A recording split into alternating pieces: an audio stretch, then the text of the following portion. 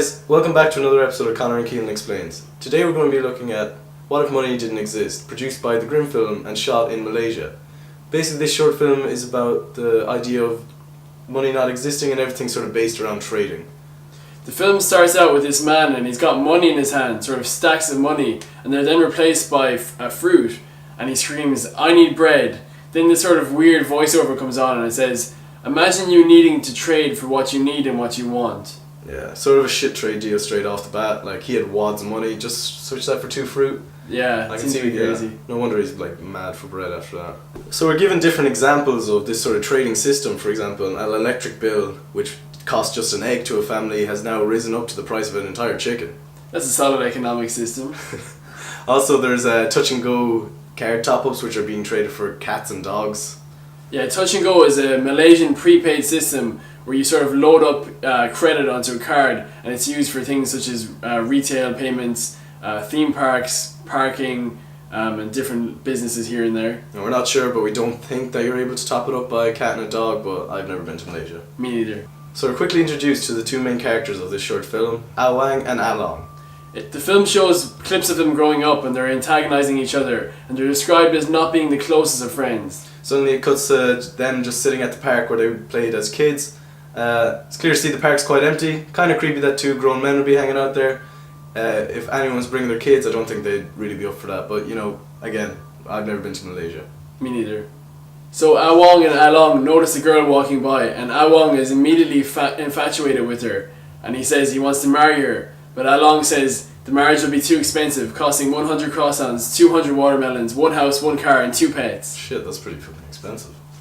But anyways, they go on to keep talking about what they want to do with their lives, and Along says he wants to be a doctor while Awang says he wants to be a mechanic.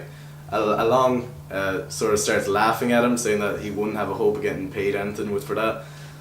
Which is harsh on mechanics, really. Yeah, harsh on mechanics, and like we don't really know what they're going to be paid with either. So regardless, both of them go on and manage to achieve both their dream professions, Along as a doctor and Awang as a mechanic. One day, Along sort of drives past Awang while he's fixing a car, and again sort of laughs at him as if like his job isn't that important in comparison. It's also a scene when they both of them want to go for a haircut while Along is in there having the bants and everything with the barber. Awang is told no mechanics allowed here. And in the next scene we see Awang, who sees Along proposing to the girl, and she accepts. And then it leads on to him sort of following his career and becoming part of a famous racing team within his own mechanic profession. In the next scene, Along's wife is in labour, and she's on her way to the hospital when her car breaks down. Along panics and goes outside and finds Awang, who just conveniently happens to be standing there. Also, you'd be wondering how panicked a doctor would actually get in this situation. Surely he'd know the right things to do, or even have contacts that would maybe get him to the hospital a bit quicker. So reluctantly, Awang agrees to fix Long's car, or at least have a look at it. And the 2 of them sort of spend a bit of time just checking out the car, you know, seeing what the spec is on it, petrol or diesel. Yeah, it's like, oh, nice V8, man, nice turbo cylinder, everything you got going on there. Meanwhile, like his wife's just in the car, you know, she can wait a bit. You know. A potential conspiracy may be that Awang sabotaged the car and is now billing Along for several thousands. Yeah, we don't see them after that. He just waves goodbye, a bit suspicious. And also remember, this guy has stolen his dream girl, like, you know, that doesn't just go down like, oh, I just did it for a bit of gratitude. I don't think that happens like that. I think revenge is a dish best served cold, and Awang could be a cold motherfucker. Awang is then reminded through a flashback of all the times he was jeered by Along, but fixes the car nonetheless before they head to the hospital, presumably to have the baby.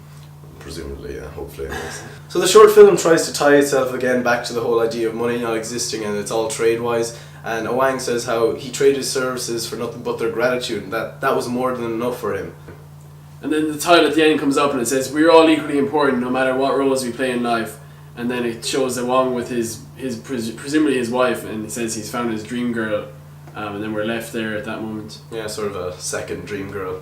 Yeah. Apart from the mediocre acting in the film, it's also quite messy in terms of the continuity of its theme. It introduces the concept of what if money didn't exist, and what if other things were substituted as trade instead of money, but leaves this completely when it goes on to its main story. The story of Awang and Along shows that financial value does not equal worth in all sectors, and that we all have an important role to play in life. So overall, I sort of thought the actual story behind this wasn't that great. It didn't really stick to the theme. or the actual quality of it was quite good. The editing, the picture quality, and the amount of actors they sort of got into it. I don't think there was really a message at the end of the story, however. It really deviated away from trading just to like more so like, oh, you know, keep in contact with all your friends and keep on good terms with them because you never know when you're going to need them.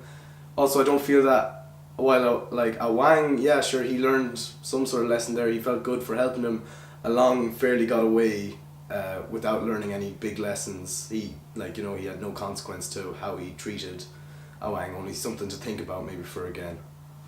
Okay, so that was just our take on the short film. If there's anything you may have noticed, please let us know down in the comment section. Yeah, maybe you agreed with us, maybe you disagree. We'd love to hear from you guys. We'd love to get a bit of back and forth from you, and also give us some ideas for maybe other things we can explain to you. As always, thank you for watching. Please like, share and subscribe, and tune in for more.